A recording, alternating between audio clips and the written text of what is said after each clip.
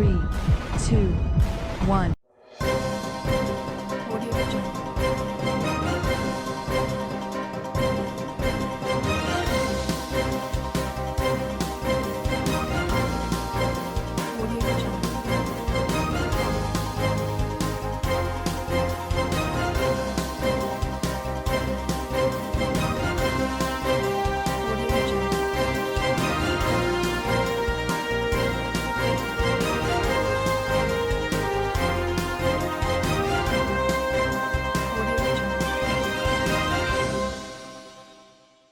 नमस्कार, मैं हूं नरेश राघानी और आप देख रहे हैं हॉराइजन न्यूज। अजमेर में मोबाइल चोरी को अंजाम देने वाले चोरों को पुलिस ने हिरासत में लिया।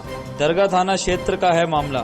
अजमेर जिला पुलिस कप्तान कुंवर राष्ट्रदीप द्वारा आदेश में चोरी की वारदातों पर अंकुश लगाने के लिए थाना अधिकारियों और पुलिस को निर्देश दिए गए थे कि इलाकों में हो रही चोरियों की वारदातों पर नजर रखी जाए, जिस पर दरगाह थाना पुलिस ने एक टीम बनाकर चोरी की वारदात पर निगरानी की और पड़ताल शुरू की, जिसमें दरगाह में चोरी हुए मोबाइल को बेचने व खरीदने वाले 2 शख्स को थाना पुलिस ने गिरफ्तार किया है। इसमें से एक सलीम और दूसरा निजामुद्दीन है। सलीम को गिरफ्तार कर पुलिस ने जो जानकारी जुटाई उसमें निजामुद्दीन का नाम बताया जा रहा है। चोरी का मोबाइल लेकर आया था और सलीम ने उसे खरीदा था, जिस पर पुलिस ने दोनों को गिरफ्तार कर पूछताछ शुरू कर दी है।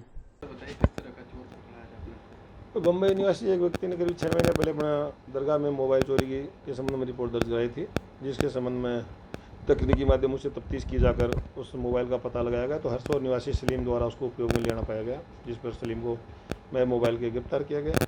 वह उसने निजामुद्दीन निवासी लोंगिया से खरीदना बताया, जिस पर निजामुद्दीन को लाकर गिरफ्तार करके पूछताछ की थी, जिसके द्वारा जुर्म स्वीकार करने पर उसको गिरफ्तार किया गया। अजमेर वार्ड नंबर 25 दोराई गांव के क्षेत्रवासियों ने कलेक्टर को दिया ज्ञापन। टूटी सड़कें व नालियों द्वारा क्षेत्रवासियों को परेशानियों का सामना करना पड़ रहा है। बारिश के दिनों में पानी भर जाता है, सड़कें टूटी फूटी है। खानपुरा से दोराई की तरफ जाने वाले मार्ग पर अजमेर डेयरी के नए प्लांट के पीछे पानी भरा हुआ है। वर्तमान में मानसून शुरू नहीं होने पर भी 3 से 4 फीट पानी भरा हुआ है। पूर्व में ग्राम पंचायत दोराई से नगर निगम आयुक्त को व अजमेर विकास प्राधिकरण कोई उसकी जिम्मेदारी नहीं ले रहे हैं और सभी अपने जिम्मेदारी से पल्ला झाड़ रहे हैं। अब अगर हमारी समस्या का निवारण नहीं होता है तो हमें क्षेत्रवासियों द्वारा उस रास्ते को जाम करना पड़ेगा और जल्द संबंधित डिपार्टमेंट में जाकर प्रदर्शन करना पड़ेगा, क्योंकि मच्छरों का जमावड़ा और कोरोना जैसी बीमारी के अंदर यह हाल है। और वहीं सबसे दर्दनीय स्थिति इस वार्ड नंबर 25 की है। आज हमने खानपुरा की तरफ से दौरे की तरफ आने वाली रोड पर जो मुख्य रोड है डेयरी के नए प्लांट के पीछे, उस पर जो पानी भरा हुआ है उसको लेकर के तीसरी मर्तबा आज हमने ग्राम पंचायत दौरे के लेटर पैड पे ज्ञापन दिया है। और हम इससे पहले कलेक्टर साहब को, नगर निगम आयुक्त साहब को, एडी आयुक्त साहब को, सबको जाकर के अपनी समस्या से अवगत करा चुके हैं, लेकिन आज तक हमारी इसकी सुनवाई कोई कर नहीं रहा है। जहां हम स्वच्छ भारत की बातें करते हैं, साफ़ सफाई की बातें करते हैं, कोरोना का डर और ये सब बातें करते हैं, और वहां अगर आप हालत देखेंगे, मैं पूरे वादे के साथ आपको फिर से ये कह सकता हूं कि अजमेर ज़िले के 60 वार्ड में सबसे दयनीय स्थिति अगर कोई होगी तो वार्ड नंबर 25 नगर निगम की वहाँ पर है। अब उसकी जिम्मेदारी कोई लेने को तैयार नहीं है। वो जगह ग्राम पंचायत दौरे के अंडर में आती नहीं है। अगर वो आती तो हम सरपंच साहब से बात करके उसका जो भी निवारण करवा सकते थे वो करवाते। इसके साथ साथ हम सरस डेयरी के अंदर चेयरमैन साहब को भी अवगत करा के आए कि आपका नया प्लांट बन रहा है, इस पानी की निकासी कहाँ हो सकती है, उसके समाधान कौन बताएगा हमको, हम कहाँ जाएँ, किसके पास जाए। पब्लिक त्रस्त है, वहाँ जो आता जाता है कि इतनी डेड बॉडियाँ हैं वहाँ से निकल नहीं पा रही है, दूसरा रास्ता चेंज करके उनको जाना पड़ रहा है, कोई उसकी जिम्मेदारी लेने के लिए तैयार ही नहीं है। अगर आपकी मांगे नहीं बनी जाती तो किस तरह का? अभी पूरे क्षेत्रवासी मेरे साथ में वार्ड कंचनगर वार्ड पंच साहब भी मेरे साथ में आए और भी क्षेत्रवासी हमारे साथ में आए, सोशल डिस्टेंसिंग को देखते हुए उनको उधर खड़ा कराए। और हम सब के अंदर बहुत ही आक्रोश है, क्योंकि आने वाली बारिश के अंदर वहाँ बहुत ही बुरी स्थिति होने वाली है। कोई गर्भवती महिला कल उनका वहाँ पर गिर गए, वहाँ से वो निकल नहीं सकते हैं इस कंडीशन के अंदर भी। अगर हमारी मांगे नहीं मानते हैं, अभी लॉकडाउन के अंदर अगर हमें इस चीज़ का उल्लंघन करते हुए 150 लोगों के साथ में यहाँ आकर के प्रदर्शन करना पड़ा तो हम करेंगे, क्योंकि प्रशासन हमें मजबूर कर रहा है। हम परेशान हो गए, हम दुखी हो गए, हम जाएँ किसके पास जाएँ। हमें महसूस हो रहा है कि हम देश का हिस्सा नहीं, कहीं और का बाहर का हिस्सा है क्या, उस पानी कोई सुनवाई करनी। अजमेर शहर में कोरोना महामारी के चलते आज जागरूकता रैली का आयोजित किया गया। अजमेर में पुलिस और चाइल्ड लाइन की तरफ से यह रैली लोगों को संदेश देने के लिए और कोरोना से बचने के लिए इस रैली का आयोजित किया गया। इसके तहत संदेश और पोस्टर का विमोचन कर पुलिस प्रशासन और चाइल्ड लाइन के लोगों ने यह जागरूकता रैली दिल्ली गेट से शुरू होकर निजाम गेट तक लोगों को जागरूक करने का प्रयास किया। ये रैली सर जो कोविड-19 का जो अभी चल रहा है कार्यक्रम, उस कार्यक्रम के अवेयरनेस के लिए चाइल्ड लाइन द्वारा दरगाह थाने का सहयोग, गंज थाने का सहयोग और सीओ साहब के सहयोग में ये कार्यक्रम आयोजित किया जा रहा है। इसमें पब्लिक को अवेयरनेस के लिए एक रैली का आयोजन है जो किया जा रहा है। कहाँ से कहाँ तक निकाली गई? ये रैली दिल्ली गेट से पूरे दरगाह क्षेत्र में आयोजित होगी। किस तरह से और पोस्टर वगैरह भी चिपकाए गए? इसमें पोस्टर वगैरह हमारे पास चाइल्ड लाइन के पास नहीं है, पुलिस का सहयोग है, पुलिस के पास पोस्टर वगैरह हैं, वो उससे भी अवेयरनेस की जा रही है। और बच्चों के लिए मास्क है। मेरा नाम जगदीश प्रसाद शर्मा। पूरे राज्य भर में जो कोरोना को लेकर जागरूकता अभियान चलाया जा रहा है, उसी के तहत पुलिस भी अपनी भूमिका अदा करते हुए समस्त क्षेत्र के समस्त लोगों को जागरूक करने के लिए ये रैली निकाल रही है। कहाँ से कहाँ तक निकली? ये दिल्ली गेट से निजाम गेट तक रहेगी। वहीं डॉक्टर अंबेडकर खाद्य वितरण समिति द्वारा अजमेर के पुलिस प्रशासन का जिला पुलिस अधीक्षक कुंवर राष्ट्रदीप की अगुवाई में कोरोना काल में पुलिस का सम्मान किया गया। जिला कलेक्टर के कार्यालय में जाकर समिति सदस्य ने डॉक्टर अंबेडकर की तस्वीर पर भारतीय संविधान के प्रति तथा गुलदस्ता भेंट करते हुए सम्मान किया। अंबेडकर खाद्य वितरण समिति जो कि अजमेर के SC/ST कर्मचारियों की एक समिति बनाई गई है, जिसने लॉकडाउन के दौरान समाज के विभिन्न गरीब तबकों के लिए आर्थिक सहायता की और करीब 3 लाख रुपए का राशन भी उनमें बंटवाया।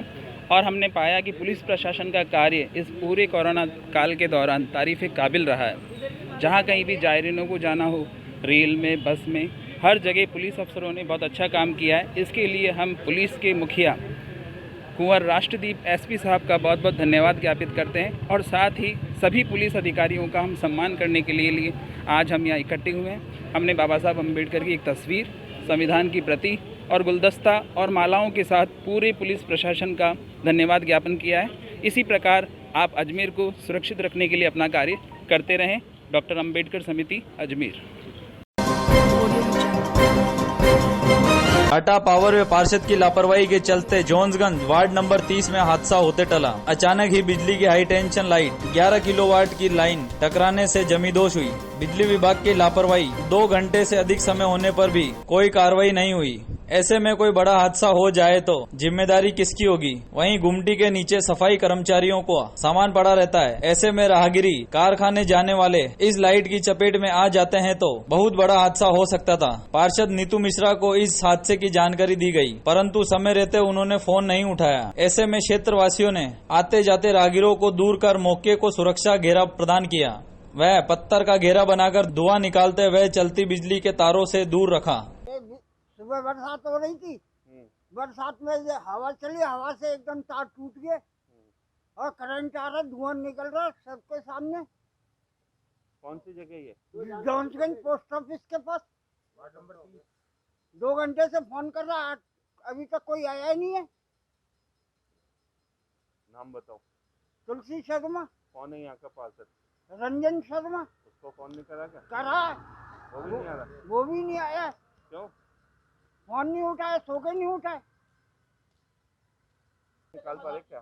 हमारे सफाई कर्मचारी गुमटियों में सामान रखते हैं, तो वो सुबह 6:30 बजे आए हैं सामान निकालने के लिए। जब ये केबल टूटी हुई थी तो वो 1-2 जने हमारे कर्मचारी हादसे में आ जाते, चपेट में आ जाते, करंट के मर जाते और कोई सुनाई नहीं हो रही है। प्रशासन की 1.5 2 घंटे हो गए फोन कर रहे हैं, वो कोई आ ही नहीं रहा। 10 मिनट का नाम ले रहे हैं वो, और ड्यूटी हम दे रहे हैं, पब्लिक को हम दूर कर रहे हैं और करंट आ रहा, हाई वोल्टेज की लाइन है ये। मैं आनंद कुमार। वार्ड नंबर 13 में शौचालय की झूठी अफवाह को लेकर लोगों ने किया प्रदर्शन। क्षेत्र के दुकानदारों ने अपनी अपनी दुकानें बंद कर विरोध प्रदर्शन किया, लगाए निगम हाय हाय के नारे। वार्ड पार्षद भरत कुमार ढोलकेड़िया ने जानकारी देते हुए बताया कि वार्ड नंबर 13 में सरकारी डिस्पेंसरी के पास निगम द्वारा स्नान घर बनाया जा रहा है। दुकानदार इस जमीन का इस्तेमाल करते हैं, उनके द्वारा विरोध प्रदर्शन किया जा रहा है और उनके द्वारा शौचालय बनाने की अफवाह फैलाई जा रही है, लेकिन उस जगह स्नान घर बनाया जा रहा है। किसी के घर में कोई गुजर जाता है। उस वजह से महिलाओं के लिए यहाँ स्नानघर बनाया जा रहा है, जहाँ महिला स्नान कर सके। कि भैया ये पीछे हमारे शिव जी का मंदिर बना हुआ है और वो आज कम से कम 10 साल से पहले से बना हुआ है और ज़्यादा हो गया, 20 साल तक बना हुआ, उसको बने हुए टाइम हो गया। और जिस तरह का यहाँ शौचालय का भी प्रवाह निकाला है नगर निगम वालों ने, तो हम नहीं चाहते कि यहाँ बने।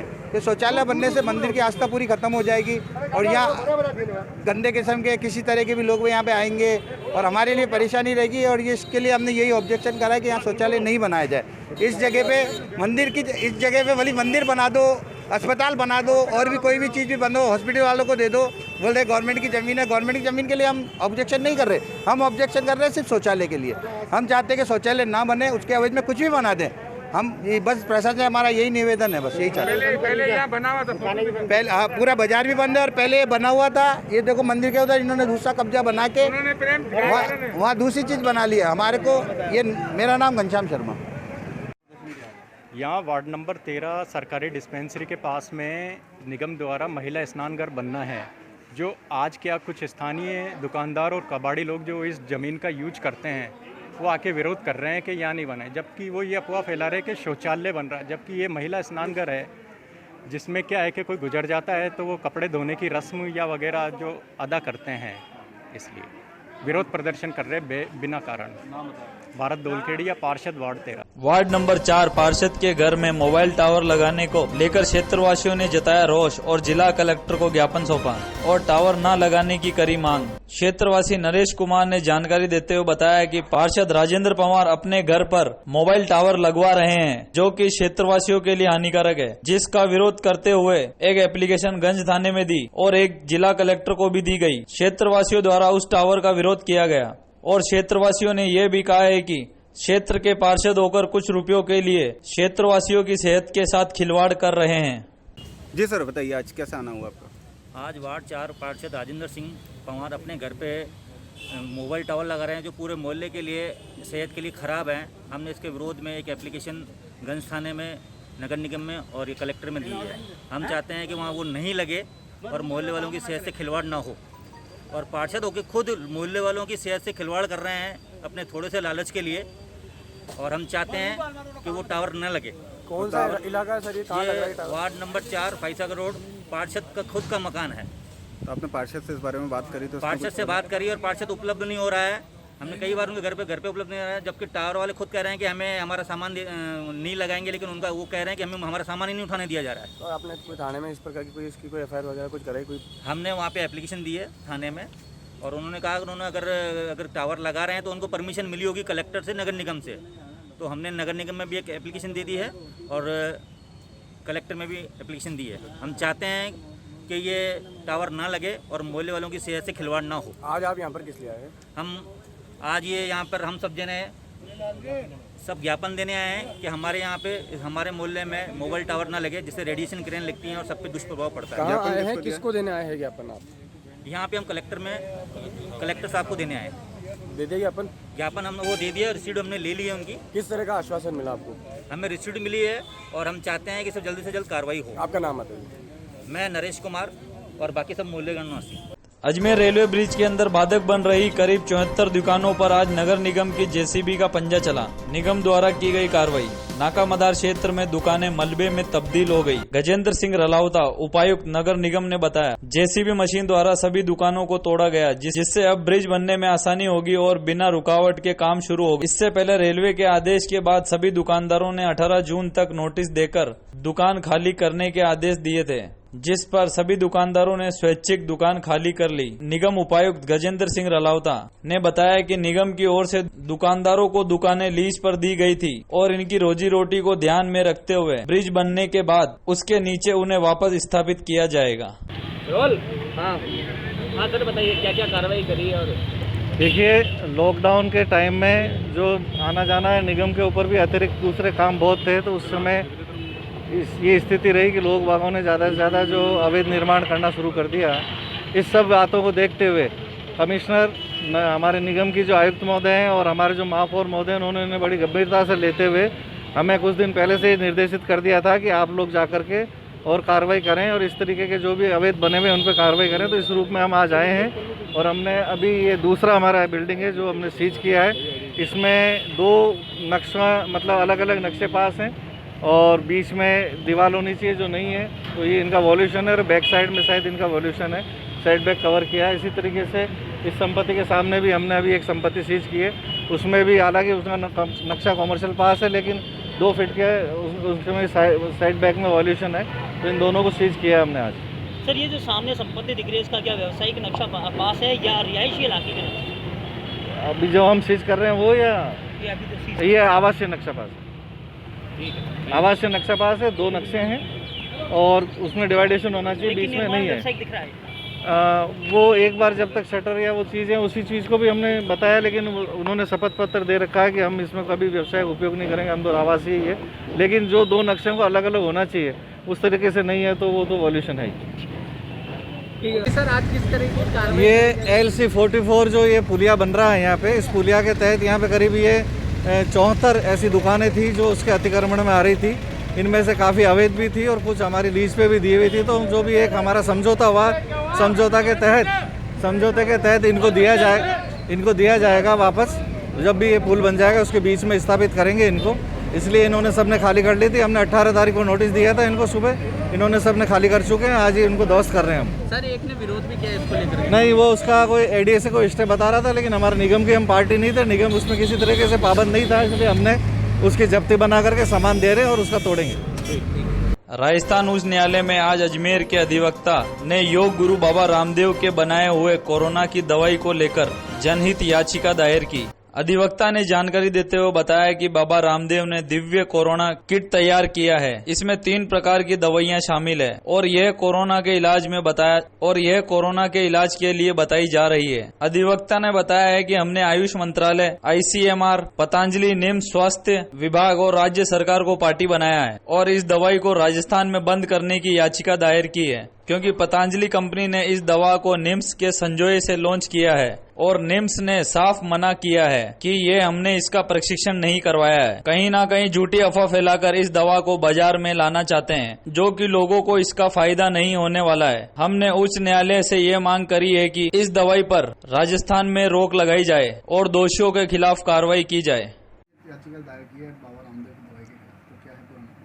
आज मैंने एक PIL फाइल की है बाबा रामदेव के पतंजलि जो उनका यूनिट है उसके खिलाफ, क्योंकि इन्होंने एक कोरोना का एक दवाई बताई है कि हमने कोरोना के लिए एक दवाई निकाली है और दिव्य कोरोना किट के नाम से वो दवाई लॉन्च की है। और ये राजस्थान में एक जो मेडिकल यूनिवर्सिटी है निम्स के सौजन्य से इन्होंने उसका लॉन्चिंग किया है, जबकि ना तो इन्होंने आयुष डिपार्टमेंट जो अपना मंत्रालय है उससे कोई परमिशन ली और ना ही इसका कोई लाइसेंस लिया उत्तरांचल गवर्नमेंट के यहाँ से। तो उत्तरांचल गवर्नमेंट ने भी इनको नोटिस दे दिया है और इन्होंने सिर्फ खांसी जुकाम की दवाई बनाने के लिए लाइसेंस लिया और ना कि कोई कोरोना की ड्रग बनाने के लिए लिया।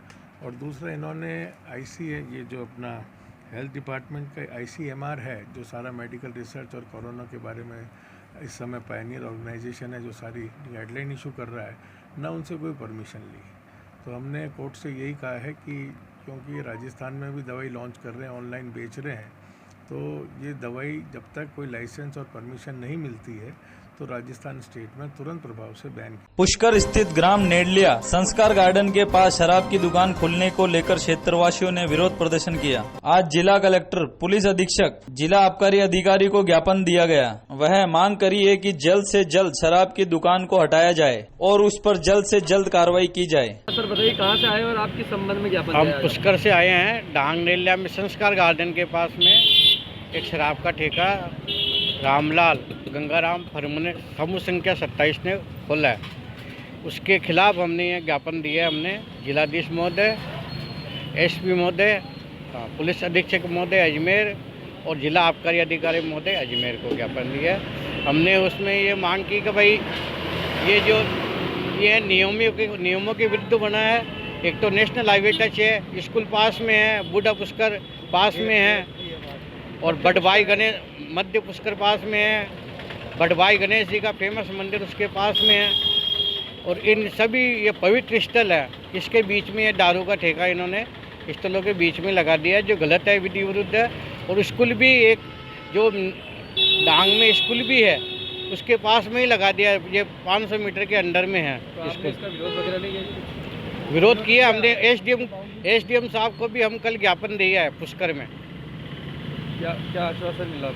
उन्होंने कहा था भाई हम जांच करवाते हैं और गलत होगा तो हम बंद करवा देंगे। वो ठेका जारी है वहाँ पे? हाँ, नहीं ठेका तो कल ही खुला है, आज नहीं खुला। आपका नाम? पुरुषोत्तम जाखेटिया, एडवोकेट। आम आदमी पार्टी के कार्यकर्ताओं ने राज्य सरकार के हाय हाय के नारे लगाए, पेट्रोल और डीजल के दाम कम करने की करी बात, वह जिला कलेक्टर के बाहर प्रदर्शन किया। लगातार बढ़ रहे पेट्रोल डीजल के दामों के विरोध में आज अजमेर आम आदमी पार्टी ने कलेक्टर के मुख्य द्वार के समक्ष प्रदर्शन किया और केंद्र सरकार का पुतला फूका। परंतु कोरोना संकट के चलते लागू धारा 144 के तहत पुलिस ने उन्हें प्रदर्शन और पुतला फूंकने से रोका, जिस पर कार्यकर्ताओं ने एसडीएम सिटी से भी बात की और सोशल डिस्टेंसिंग की पालना करते हुए अपना विरोध दर्ज कराया। 2013 के अंदर भारतीय जनता पार्टी जब चुनाव लड़ रही थी तो उसका एक स्लोगन था बहुत लंबा चौड़ा, बढ़ती हुई पेट्रोल और डीजल की मांग इस बार मोदी सरकार। उनका इतना ही कहना था कि जो पेट्रोल और डीजल के दाम बढ़ रहे हैं, हमारी सरकार आएगी तो पेट्रोल और डीजल के दाम निरंतर कम होते जाएंगे। 2013 से लेकर 2020 आ गया, आज तक पेट्रोल और डीजल के दाम कम नहीं हुए।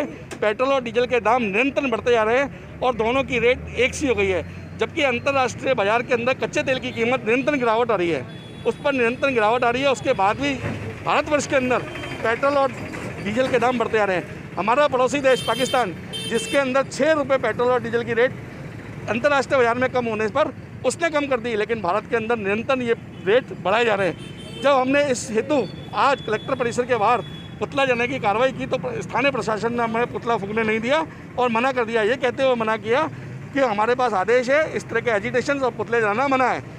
जब हमने आदेश की एडीएम साहब से आदेश की प्रति मांगी तो एडीएम साहब ने आदेश की प्रति देने से और दिखाने से मना कर दिया और राठौड़ी कार्रवाई करने के लिए बोला कि अगर किस तरह की कोई कार्रवाई होती है तो हम आपके विरुद्ध राठौड़ी कार्रवाई करेंगे, कानूनी कार्रवाई करेंगे, राठौड़ी कार्रवाई करेंगे, जो हमें उचित लगेगा वो हम करेंगे। इसका मतलब ये हो गया कि आम जनता की आवाज़ को अब ये दबाने लग गए हैं। सरकार के साथ मिलकर प्रशासन आम जनता की आवाज़ को दबा रही है, जबकि कल ही यूथ कांग्रेस ने पुतला जलाया है, तब इन्होंने उसका किसी ने विरोध नहीं किया।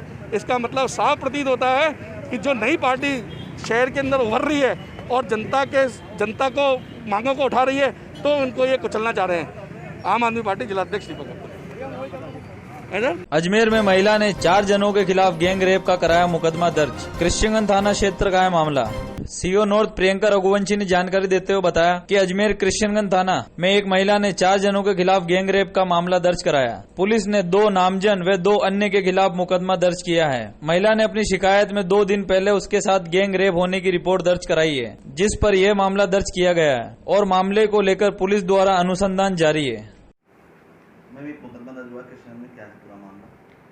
जी, ये किशनगंज में एक गैंगरेप के मुकदमे को दर्ज कराया गया है एक महिला द्वारा, जिसके अंदर उसने 2 को नामजद और 2 अन्य जो हैं उनका शामिल होने का बताया है और घटना परसों की बताई जा रही है और अनुसंधान जारी है और दूसरी पार्टी की साइड से भी मुकदमा जो है वो भी है, तो दोनों का अनुसंधान जारी है। जो आरोपी हैं जानकार हैं या पहचान है दोनों में।